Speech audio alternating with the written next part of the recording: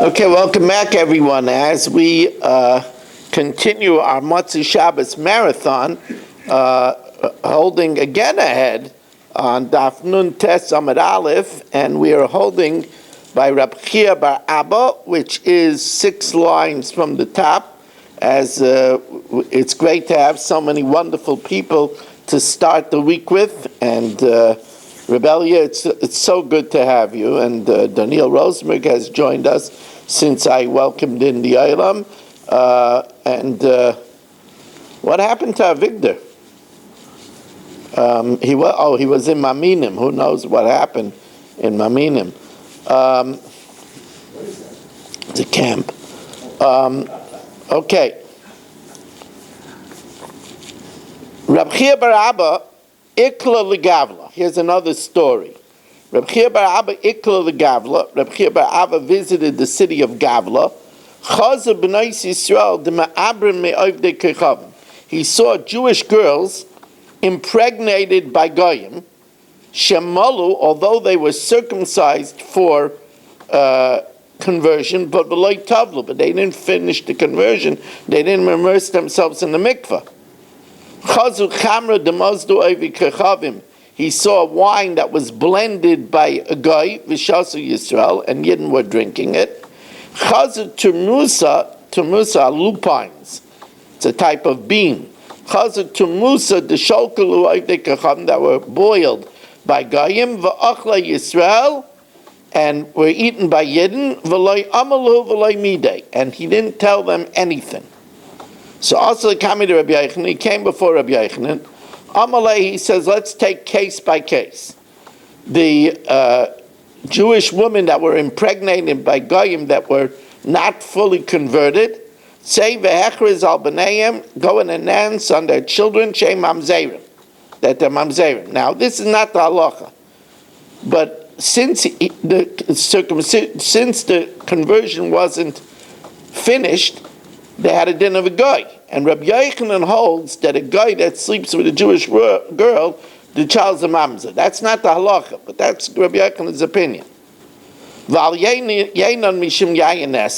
actually, the wine is yayin nesach only to the extent that it's forbidden to drink because of leich amr l'nazira, because of harchaka, to distance oneself from it. Val turmusan and the lupines that were cooked by the guy, mishum bishulei oivdei kechavim, because of bishul akum, and the reason is mishum she'enon b'nei Torah, because they're not b'nei Torah. Now we'll see. That sounds strange, because the chayrit is bishul akum, because lupines can't be eaten raw, and anything that can't be eaten raw that's cooked by a guy is bishul akum. So why isn't only because they're not b'nei Torah? The Gemara is going to ask that. But al b'neim shem mamzerim, that their children are mamzerim, that's Rabbi Yochanan Tamei. Rabbi Yochanan is following his reasoning. Dam Rabbi Yochanan la'ilam ein a ger, he's not a ger, achi yamul v'yitfel, until you have circumcision and immersion. The kevin d'loi tavel, and since he didn't immerse, he's a guy. And it's further Rabbi Yochanan's opinion. A guy and an eved that sleeps with a bas Yisrael have lad mamzer. The child's a mamzer. And the wine is forbidden to drink. We tell the nazir, stay away. Go around the vineyard. Don't enter the vineyard because of a harchaka. So here also, we don't want the guy blending your wine because he might come to touch it. And the lupines, because of it was cooked by a guy, now that implies it's only because they're not knowledgeable, but if they would be knowledgeable, it would be permitted. But why? Lupines cannot be eaten raw. Whatever could be eaten raw, but lupines, they can't be eaten raw, so it should be bishul akum even for b'nei Torah. Says Rabbi Yochanan holds of the other opinion. Rabbi Yochanan says it is only bishul akum if it's something that's eaten on shulchan malachim, on a royal table together with bread. And lupines are not eaten on the royal table. Rabbi Yochanan kiach lishna svirle, damar of Shmuel bar Rav Yitzchak amar Rav, kol she'eina oil shulchan shel malachim lafis b'yisapas. Whatever is not eaten on the royal table to add as a relish for bread, ein by mishum bishulei avdei chachavim. And therefore, since lupines are not eaten on a royal table, it's only time it ain't b'nei Torah. But b'nei Torah, if they would be Talmidei Chacham, Sharia would be permitted. Okay. And where did it answer? Where did it answer that question about B'nai Torah? It's Bishulei Akum? No, that's why it's only because they're not B'nai Torah, because if they would be B'nai Torah, it wouldn't be Bishul Akum, because it's not eaten on the royal table. How can they call it that guy that sleeps with a woman, they call it Chal Mamzer? Would he still be a Jew? Again. Not a Mamzer, though. Again, we don't paskin like Rabbi Yochanan. What do we paskin like? We paskin that if a guy sleeps with a Jewish girl, the child's kosher. Rabbi Krenz, are you good with what I told you? I'm going to think about it. I don't want to delay it. It's fine. Thank you. 3 lines from the bottom of Daf Nun Tes Amud Aleph, as we welcome in Bruce Eisenberg, who is joining us. Boy minei merav kahana. Oivei kechavim a guy. Mao shi yoylech anovim legas. Could he bring grapes to the press? Could he carry your grapes to the press? So again, over here, although there's really not a problem, because the grapes are not yet anywhere near wine. Remember, it's not wine until it flows into the vat. But amalu aser, it shouldn't be done. And here is what I told Saba. It shouldn't be done. But that's different. We'll see that it's not aser. It shouldn't be done. Amalu aser mishum leich amir nazira. We tell him to go schar roundabout the carmel sikra. Don't enter the vineyard. So Esvei Rabbi Yemel Rav Kahana. Rabbi Yemel said to Rav Kahana, a guy that brings grapes to the press, besalin in baskets, or bedudorin, or in casks, even though it has juice all over it, even if the juice is all over them, mutter. So he says, you're right. I never said that it became prohibited. Amalei heavy karmet. You're saying if he already did it? If he already did it, then it's going to be mutter. I'm just saying that you shouldn't do this l'chatchila. Now, here's something that happened to Barry Cement. This is something that you could just see Barry happening to Barry Cement. Barry Cement has a guy in the house, his friend Ike, and he has an open barrel of wine, and Barry has an esrig on the table, and the esrig rolls and falls into the barrel of wine. Ike, who happens to be a pickleball player, is very quick, so he dashes and catches the esrig before it sinks to the bottom of the barrel. So he put his hand in the barrel. Guy puts his hand in the barrel of wine. So first of all, he touched the wine.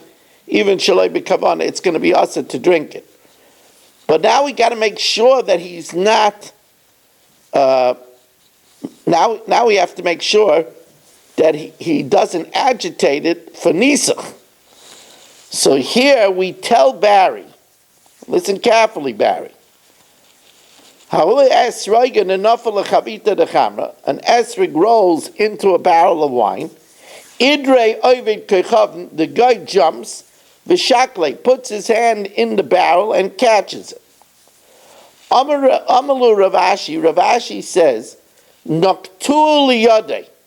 Barry grab his hand. Kihechi deloy l'shashrebe, in order that he shouldn't agitate the wine for nezech. Now, when his hand was there with the esrig, after he caught the esrig, he still might have moved it a little bit before Barry grabs his hand. So, till the esrig, that wine is osbana. So then, ubertsua, pour out the wine ad the shaifa until the point where his hand was. The rest of the wine he could sell. Because the rest of the wine, Barry caught him before he was able to agitate the rest of the wine. What becomes of the kapsus of the esrog? The esrog is fine. Can't make an esrog nesser. And we don't know if we're talking about an esrog for sukkahs, just an esrog that Barry was eating. He likes esrogin. Now, Amar Rav Ashi, 6 lines from the top. Nice to have 30 zoomers over here. Amar Rav Ashi,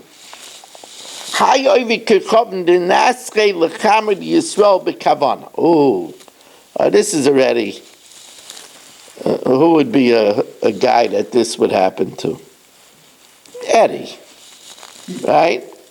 Eddie has a barrel of wine, and he has a guy in the house, because Eddie always has dealings with Goyim, and and I changed my mind from before. Eddie always has dealings. Why do you think he's always on the run? And the guy deliberately did nesech with Eddie's wine. Okay, so this is a classic case. It's asabana. I mean, he did. But here's an interesting thing. Even though Eddie can't sell it to anyone because Avoda Zara is asabana, but he could get money from the guy that did it. Why? Because the guy is a mazik. He burnt Eddie's wine. He destroyed Eddie's wine, so he could ask him to pay for it. And if the only way he could get the money from the guy is to give him the wine, he's allowed to give him the wine. That's the big chiddush. Even though the wine is asbana, but Eddie has the right to get the money from the guy because he was a mazik. Let's see it inside. Amar Rav Ashi is a very interesting Gemara. Amar Rav Ashi, Hai Ovid Kechavim, Eddie's guy. Let's see, what's his name? His name is. Give me a good name, Eddie, of a guy. I saw you using Ike. Yeah, but I want a different name. How about Jose? Jose, that's a good name. And Eddie knows many Jose's. So I think I see a Jose in the back over there. Anyway. Jose is Joseph. So anyway, okay, we'll call him Caesar. His name is. Good Tony, Rabbi. His name is Caesar. See, so Eddie has a friend Caesar, and he has a friend Caesar, and Caesar does.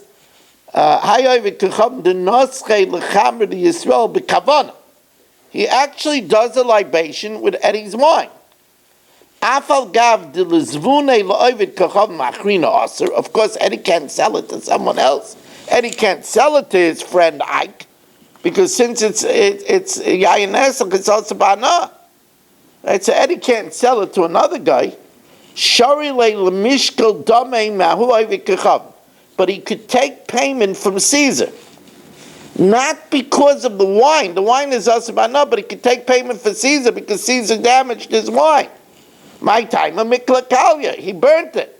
The chiddush is if the only way he's going to get the money from Caesar for damaging him is by giving him the wine, he can give him the wine.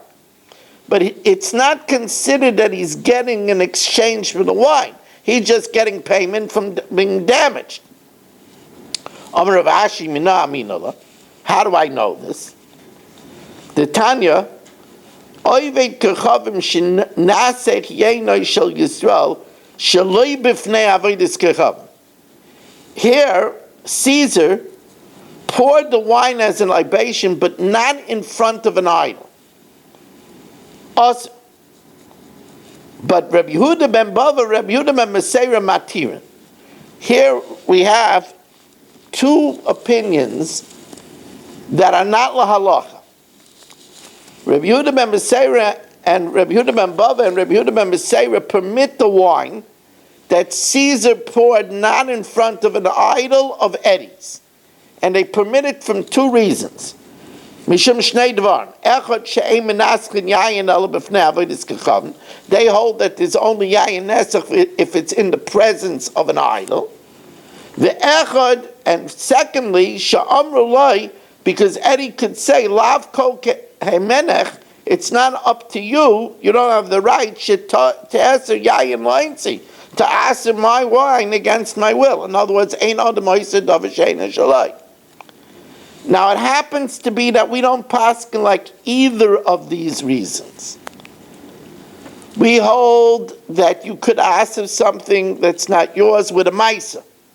And since he did nesach, it's a maisa, and therefore it's us. We also hold that there's nesach even not in front of the idol.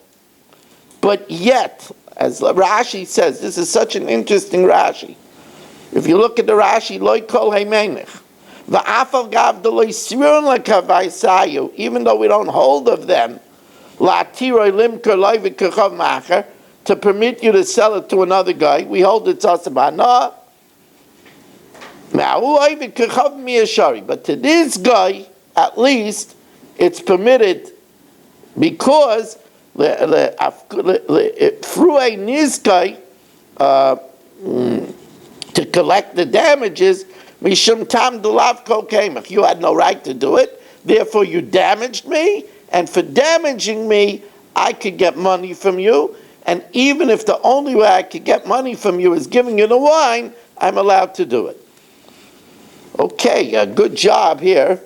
As another two blot in the books, I want to say, first of all, that hopefully we will have a chok tomorrow night. That's the plan. Tomorrow night is a chok. I'm not sure. I have a feeling that it's going to be from here in the base medrash over here, but I'm not 100% sure about that, but I have a feeling that that's what it's going to be. But either way, we'll have a chok tomorrow night, and now we're going to do the Mishnah Yomis.